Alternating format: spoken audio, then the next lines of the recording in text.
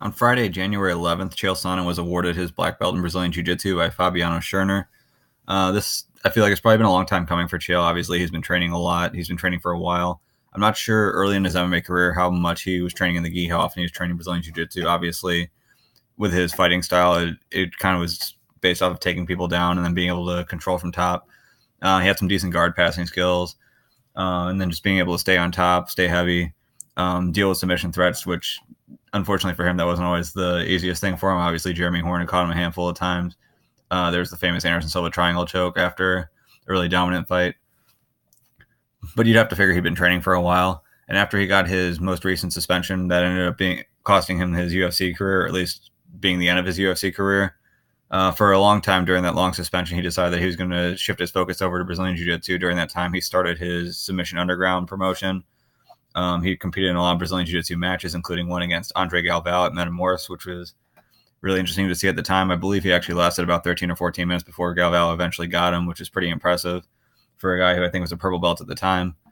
Also had a few matches at ADCC back in 2017, including in the Absolute where he lost to Craig Jones. But before that, he had a super fight with Leo Vieira, who, just to give you guys a rough idea if you don't already know, Leo Vieira is a two-time ADCC champion, which is effectively a no-gi world championship.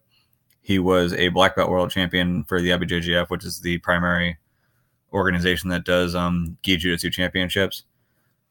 And then was also the runner-up at ADCC in 2011 and 2007. Also a black belt world championship runner-up in 1997. Smaller guy than Chael was. It says that he usually fought at 167.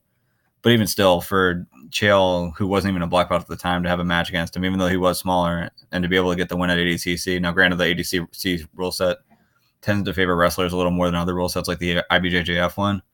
It's still really impressive. So the way that he decided to announce it yesterday, I thought was kind of interesting. So he started off by saying, "Hey, Vinny MMA," which is Vinny Magalhães, "I got something to tell you." And everyone's just kind of wondering, like, what the hell is he doing? What's he talking about? Is he about to kind of pull a Chad Mendes on him and start to give out his contact information? And then Vinny was asking what's going on or what's up. And that tweet isn't pulling up. But then Chael tweeted a picture from his truck with his black belt in hand and Monster Energy can in the background, I guess. So that was his way of announcing that he finally got his black belt. But then stories came out, pictures from Fabiano Shana, including the one right here, showing him with the black belt wrapped around his waist, even though his gi is an interesting fit for a black belt. I wonder if the guys he was wrong with were playing a lot of spider guard, or if he just kind of has a gi that's a little bit too long for his arms. But either way, not a big deal. So to go back to the Leo Vieira match, though, one of my memories about this is that when it came up, it actually popped up in the sports book that I had. This was fairly soon after the, I believe it was the Floyd Mayweather versus Conor McGregor fight. And I remember in that case where the odds were not as extreme as I figured. I figured that Floyd would be a much bigger favorite. So I just put $100 down on Floyd, made some money back. And I looked at this match, and again, I just showed you guys Leo Vieira's background. I figured, yeah, there's a weight difference, but Leo Vieira is just such a good competitor in Brazilian Jiu-Jitsu. I'm going to throw another $100 down on him to beat Chael Sonnen. And Chael ended up costing all that money, so he actually got a win there as a brown belt at the time. Because of just some action from early in the match. He gets an early takedown and fights through a guillotine attempt.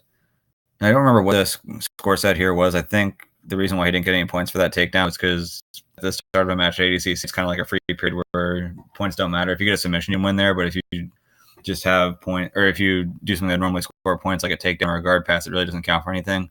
But then after a certain time period, then points start to count. But in this match, it ended up being 0-0. But I think just based off of his aggression from top and that takedown attempt there, he ended up getting the decision over Leo Vieira and getting the win. So again, congratulations to Chael Sonnen. It's really impressive for him to finally get that black belt.